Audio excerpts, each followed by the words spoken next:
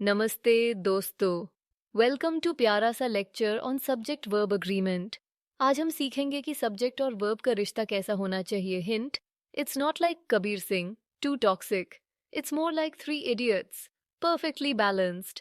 अच्छा, सबसे पहले let's understand the basic rule. Singular subject के साथ सिंगुलर वर्ब और प्लूरल सब्जेक्ट के साथ प्लूरल वर्ब। सिंपल ना? Example, she walks to school. Singular subject, singular verb. They walk to school.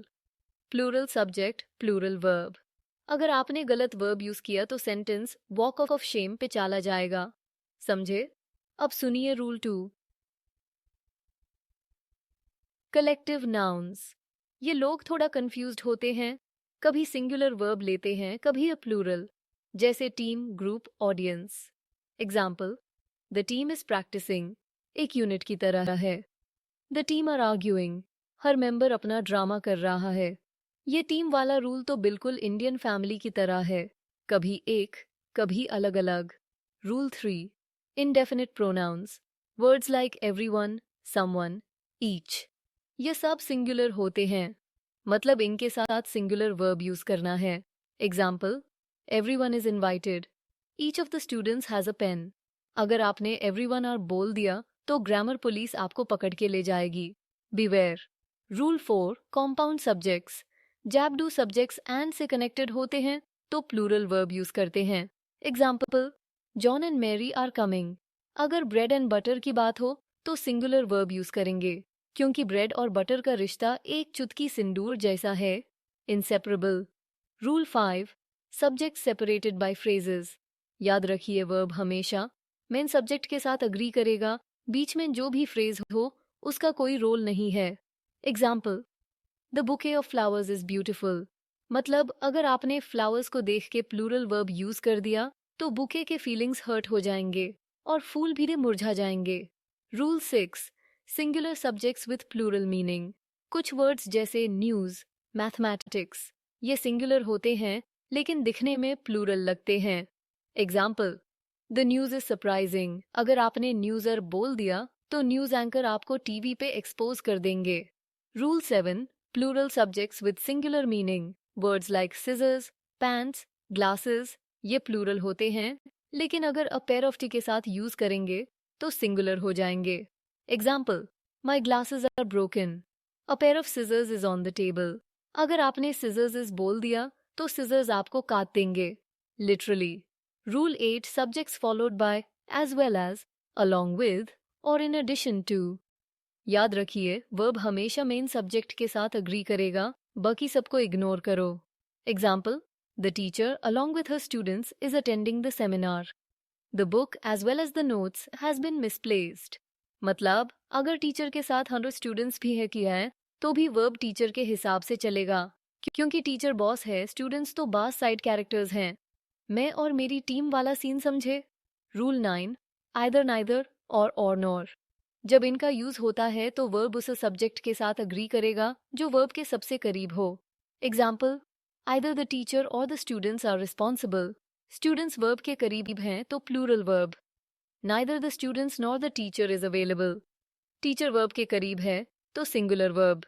ये रूल बिल्कुल स्नेक्स एंड लैडर्स की तरह है, जो सबसे पहले वर्ब तक पहुंचेगा उसके हिसाब से चलना पड़ेगा। Rule 10, inverted sentences.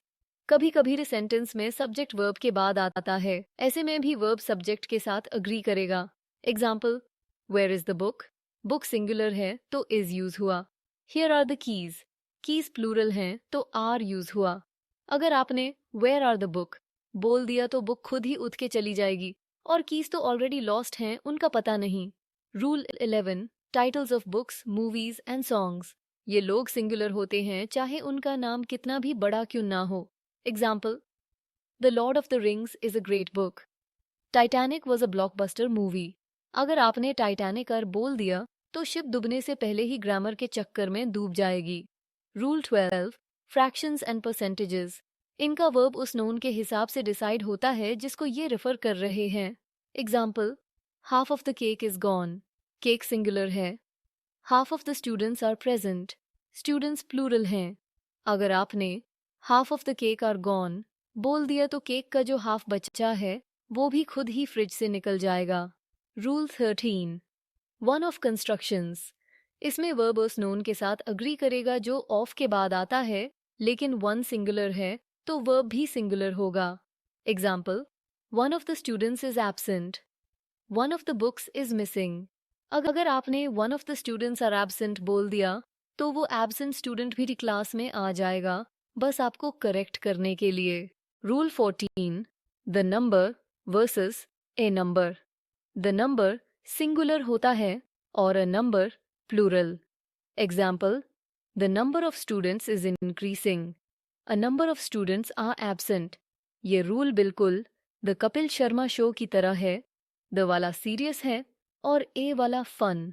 Rule 15, each और एवरी। ये दोनों सिंगुलर होते हैं तो इनके साथ सिंगुलर वर्ब यूज करेंगे। Example, each of the students has a pen, every student is required to attend. अगर आपने एवरी स्टूडेंट अर बोल दिया तो हर स्टूडेंट आपको अर भई अरे गाने पे नचाएगा। रूल 18, सम। ये भी ऑल की तरह है, सिंगुलर या प्लूरल नाउन के हिसाब से डिसाइड होगा। Example, some of the cake is gone, cake singular है। Some of the students are absent, students plural हैं। अगर आपने some of the cake are gone बोल दिया तो केक का जो हिस्सा बचा है वो भी आपको आई एम सिंगुलर ब्रो बोल के चला जाएगा। रूल 19, ईदर और नाइदर। ये दोनों सिंगुलर होते हैं तो इनके साथ हमेशा सिंगुलर वर्ब यूज करना है। Example, either of the books is fine, neither of the students is present. अगर आपने either of the books are fine बोल दिया तो दोनों बुक्स आपको इग्नोर करेंगे, और हाँ, वो भी एक साथ। रूल 20, मोर देन वन। ये सुनने में प्लूरल लगता है लेकिन इसके साथ सिंगुलर वर्ब यूज होता है। Example, more than one student is absent. अगर आपने more than one student are absent बोल दिया तो वो एब्सेंट स्टूडेंट्स भी क्लास में आ जाएंगे, बस आपको करेक्ट करने के लिए। Common errors and corrections.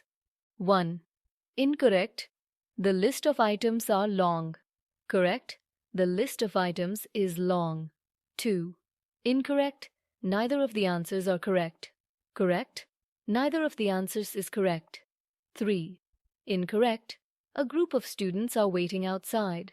Correct, a group of students is waiting outside. तो दोस्तों, ये था सब्जेक्ट वर्ब अग्रीमेंट का फुल पैकेज। याद रखिए, ग्रामर रूल्स फॉलो करना ज़रूरी है, वरना सेंटेंस का ब्रेकअप हो जाएगा और